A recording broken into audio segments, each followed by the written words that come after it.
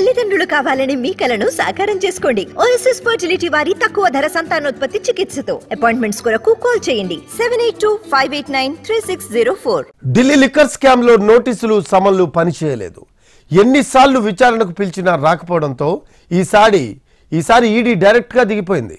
Delhi CM Arvind Kejriwal ఇంట్లో సోదాలు చేసింది. రాత్రి సమయంలో అరెస్ట్ చేసి ఈడీ ఆఫీస్కు తరలించింది. ఇవాళ రౌస్ ఎవెన్యూ కోర్టులో కేజ్రీవాల్ను హాజరుపరుస్తారు. ఢిల్లీ లిక్కర్ కేసులో కీలక పరిణామం. Delhi CM Arvind Kejriwal arrest. రాత్రి ఈడీ ఆఫీసులోనే కేజ్రీవాల్ కుట్రదారుడు అంటోన్న ఈడీ.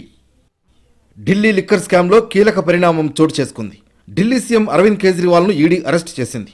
రాత్రి ఈడీ కార్యాలయానికి తరలించింది. అక్కడే వైద్య పరీక్షలు నిర్వహించారు. ఇవాళ ఉదయం మరోసారి టెస్టులు చేస్తారు. మధ్యాహ్నం తర్వాత రౌస్ ఎవెన్యూ కోర్టులో కేజ్రీవాల్ను హాజరుపరుస్తారు. పదే పదే వస్తున్న ఈడీ నోటీసులపై ఢిల్లీ హైకోర్టును ఆశ్రయించారు కేజ్రీవాల్. అయితే అనుకూలంగా ఆదేశాలు రాలేదు.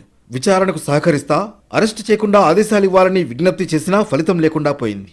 ఢిల్లీ హైకోర్టు నిరాకరించిన గంటల వ్యవధిలోనే ఈడీ టీం కేజ్రీవాల్ ఇంటికి వెళ్ళింది. ఆయన్ను 2 గంటలకు పైగా ప్రశ్నించింది. లిక్కర్ కేసులో కేజ్రీవాల్ స్టేట్మెంట్ రికార్డు చేసింది. అనంతరం ఆయన్ను అరెస్ట్ చేసింది. కేజ్రీవాల్, ఆయన భార్య ఫోన్లు సీజ్ చేసింది. ఆ తర్వాత ఈడీ కార్యాలయానికి తరలించింది. అరెస్ట్ చేసిన తర్వాత ఇచ్చిన నోట్లో లిక్కర్ పాలసీ రూపకల్పనలో కేజ్రీవాల్ కుట్రదారు అని ఈడీ పేర్కొంది. ఆప్ నేతలు మనీష్ సిసోడియా, సంజయ్ సింగ్తో కలిసి బీఆర్ఎస్ ఎమ్మెల్సీ కవిత కుట్రకు తెరతీశారని వివరించింది. న్యూ ఎక్సైజ్ పాలసీతో సౌత్ లాబీకి భారీగా లబ్ధి చేకూరిందని స్పష్టం చేసింది.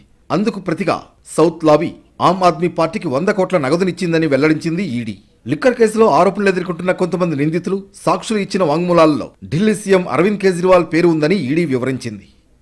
ఇక నిన్న రాత్రి కేజ్రీవాల్ ఇంట్లో సోదాలు జరుగుతున్న సమయంలో ఆమ్ ఆద్మీ కార్యకర్తలు పెద్ద ఎత్తున ఆందోళనకు దిగడంతో టెన్షన్ వాతావరణం కనిపించింది.